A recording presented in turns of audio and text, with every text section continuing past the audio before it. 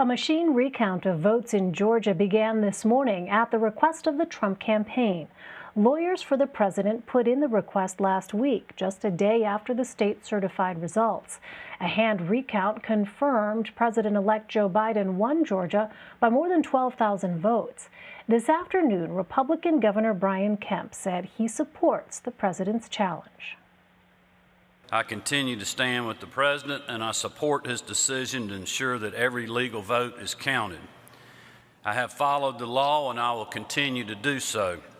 And as stated during last week's remarks, I support a sample audit of signatures, strengthening the photo ID law as it relates to absentee voting, and I firmly believe that all voting irregularities need to be fully investigated.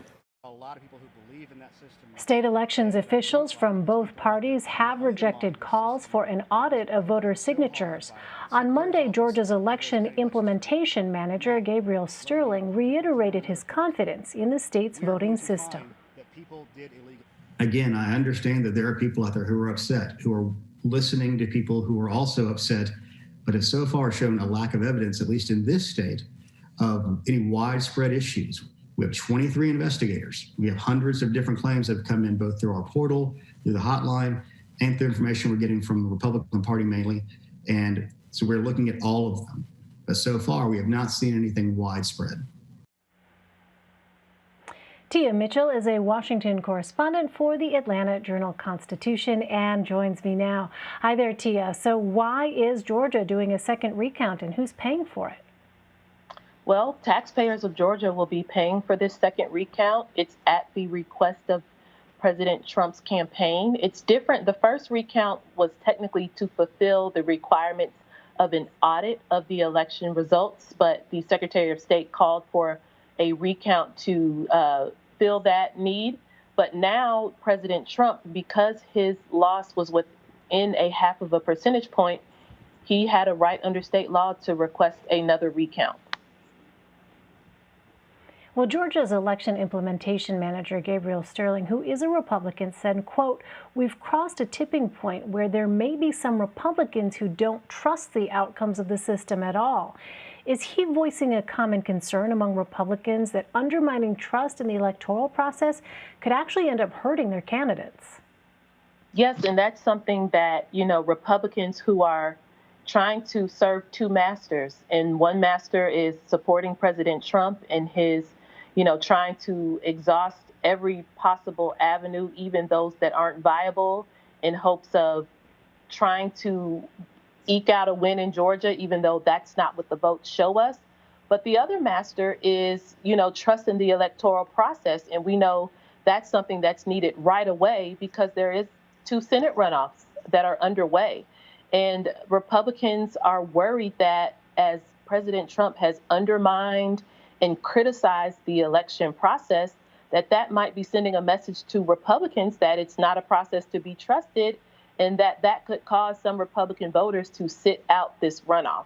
And because this runoff hinges almost entirely on turnout, that's a concern for Republicans. Well, even before President Trump said that he recommended the GSA authorize President-elect Joe Biden's formal transition process, there were already signs that some Republicans were coming to terms with his defeat. How did that tie into Georgia's Senate race? Again, it's been a thin line. You've seen not only are there the 2 incumbents, Senator Loeffler and Senator Perdue, but there have been various Senate members, Senator Rubio, Senator Scott, Senator Ernst, that are coming to Georgia to help campaign. And you can see them choosing their words carefully in how they describe President-elect Biden. And you don't hear them as much in recent days giving off the assumption that they think President Trump can win. You see them pivoting their message a little bit so that it says, we need to hold the Senate. The Senate is the last line of defense to prohibit Democratic control of the branches of government. But again, they're stopping short of saying outright, Joe Biden is going to be president. Donald Trump has lost and needs to leave it alone. They're not going that far. Well, roughly $231 million in ad spending has already poured into the state. That's more than in the state's Senate primaries and general election combined. What's been the nature of these ads so far? Well, these ads, particularly from those who are supporting the Republican candidates, are working very hard to shape public perception of John Ossoff and Raphael Warnock, who are the Democratic candidates. You know, you see a lot of that language about Warnock and Ossoff being extreme socialists, radical socialists, accusing them of having ties to the Communist Party. And for Reverend Warnock, they've been parsing his old sermons for excerpts that some of the Republicans believe are controversial or inappropriate. And so, you know, from the Democrats, they've been focused a lot more on turnout, encouraging Democratic voters to request absentee ballots.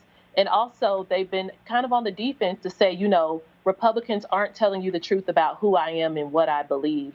Because again, even though the Republican messaging is trying to shape and come up with a narrative about Ossoff and Warnock, we know what they're really trying to do is to rile up their base and to get Republican voters, you know, concerned enough about the outcome of the election that they turn out. Well, Senator Perdue previously said that he would not debate his Democratic challenger, John Ossoff. Tia, why might that be, and who can we expect to see on the debate stage? Yes, so some of this goes back to the general election. Ossoff and Perdue, and then there was a third candidate. They did debate a couple of times, and there was one debate in particular that Ossoff kind of got some zingers in. He went viral. Senator Perdue was kind of caught off guard at that debate and didn't have the best comebacks, and it was a little bit embarrassing. And that was the last time they debated, was ahead of the general election. I think Senator Perdue doesn't see the upside in debating John Ossoff because, again, it does provide those opportunities for Ossoff to get zingers in and go viral. So far, Senator Perdue has not accepted any of the debates. On the other side, however, Senator Loeffler and Reverend Warnock are scheduled to debate more than once. Senator Loeffler has said anytime Reverend Warnock wants to debate, she'll be there. But it's a little bit different for her.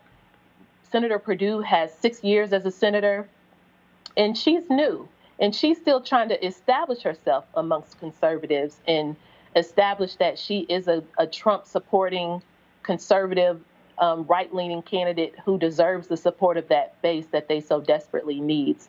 So I think for Senator Loeffler, it's a little bit of a different test for her. She could use the exposure to the masses in a way that I think Senator Perdue has decided he doesn't need.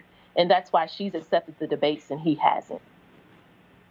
Well, it's interesting. Senator Loeffler paused her campaign after some inconsistent coronavirus test results. Tia, what's the latest on that? Well, the latest is Senator Loeffler has said she received 2 consecutive negative COVID-19 tests, and therefore she plans to resume her normal campaign schedule. She set out for, I would say it was a little bit less than a week, a few days, because she did receive 1 positive test and also an inconclusive result. But now she says there have been 2 consecutive negative tests, and she's going to get back out there on the campaign trail. All right. Well, Georgia is very much on all of our minds. Tia Mitchell, thank you so much. Great to have you as always. Thank you.